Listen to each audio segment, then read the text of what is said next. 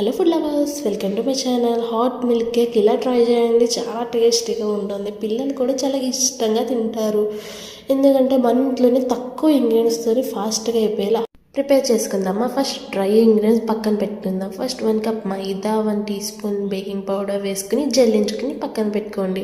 తర్వాత wet ingredients తీసుకుందాం. First పాలు 180 గ్రామ్స్ తీసుకోండి. మిల్క్ మనకి అవైలబుల్గా లేనప్పుడు వాటర్ 180 గ్రామ్స్ గోరువెచ్చగా తీసుకుని 60 గ్రామ్స్ మిల్క్ పౌడర్ కలుపుకుంటే చాలు.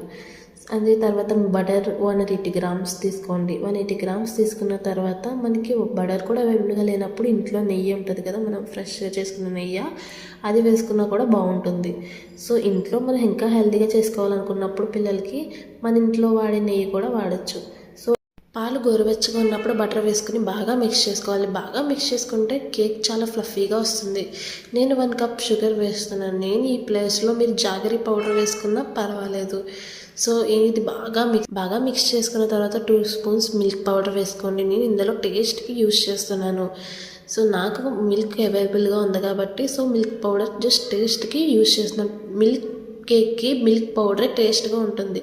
సో నా దగ్గర మిల్క్ అవైలబుల్గా ఉంది కాబట్టి మిల్క్ యూజ్ చేస్తున్నాను. బాగా మిక్స్ చేసుకుంటే చాలా ఫ్లఫీగా వస్తుంది కేక్. సో మర్చిపోకండి, మెజర్మెంట్స్ మాత్రం పక్కా ఉండాలి. మెజర్మెంట్స్ ఎంత కరెక్ట్గా వేస్తే మనకి కేక్ అంత బాగా వస్తుంది. సో మెజర్మెంట్లో కొంచెం కూడా మిస్ చేసినా మనం కేక్ కొంచెం క్వాంటిటీ అయినా సో మేబీ టేస్ట్ కూడా మారిపోతుంది. మనం ఏమనుకుంటాం, చాలా బాగా టేస్టీగా చేయాలనుకుంటాం, కేక్ పిల్లలకి హెల్తీగా పెట్టాలని అనుకుంటాం.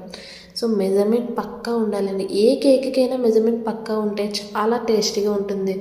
నిజంగా బయట చేసేదా లేదంటే బయట కొన్నదా మన ఇంట్లో చేసుకున్నదా అన్న ఫీలింగ్లో ఉంటారు.